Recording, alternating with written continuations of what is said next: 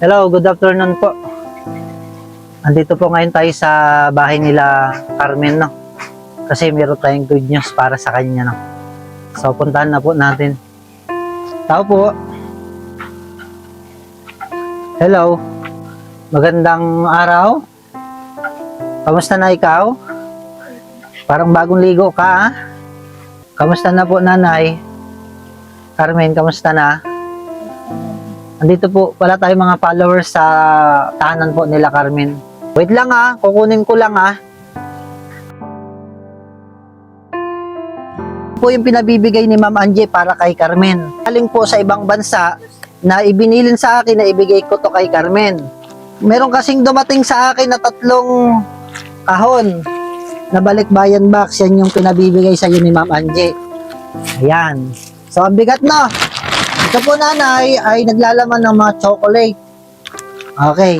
Meron ba? Wait lang. Ito po ay pinabibigay po ni Ma'am Angie para sa inyo.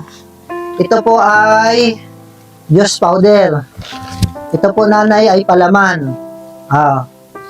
Ito po para kay Dailin. At ito po ay para kay Boy. Yan. Marami pong salamat po kay Ma'am Angie sa patuloy pong pagtulong po sa pamilya po ni Carmen.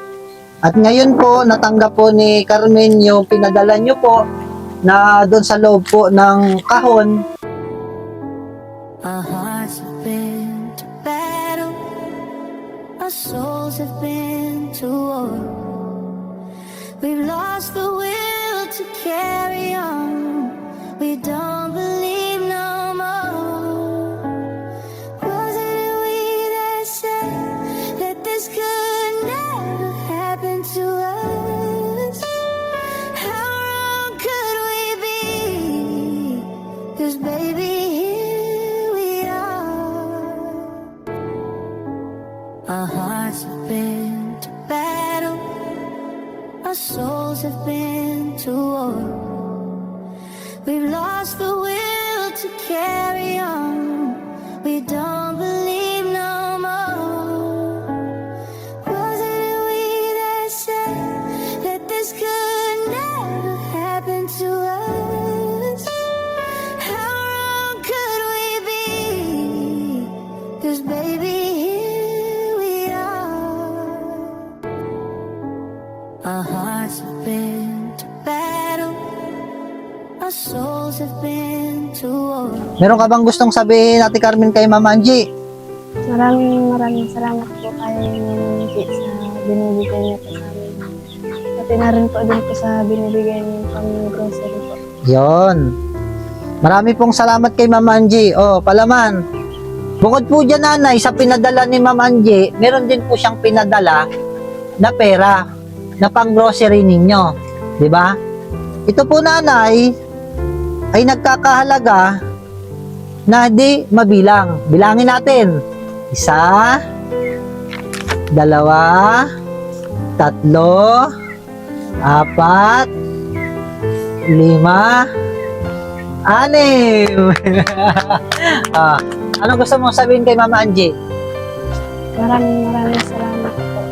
Ay, nagpatuloy po siya nagbibigay sa amin. Yun lang po. Oh, nakakausap mo naman yung sponsor mo, di ba? Ayun. Nanay, anong gusto niyo sabihin kay Mama Angie? Maraming salamat po sa binibigay niya tulong sa amin at yung mga anak ko na nagkukulang sa mga pangailangan ay nasasapatan. Kaya sana ipagpalain po siya ng Panginoon. Ingatan po silang mag-anak sa kanilang tahanan. At masaya po kami sa kanya mga binibigay sa amin. Marami pong salamat kay Ma'am Angie. Yon, marami pong salamat po kay Ma'am Angie. Mga followers, si Ma'am Angie po ang regular sponsor po ni Ate Carmen na nagpapadala po ng grocery para po sa kanyang buong pamilya. Kasi po hindi sila nakakapagtrabaho dahil lahat po sila positive po sila sa TB.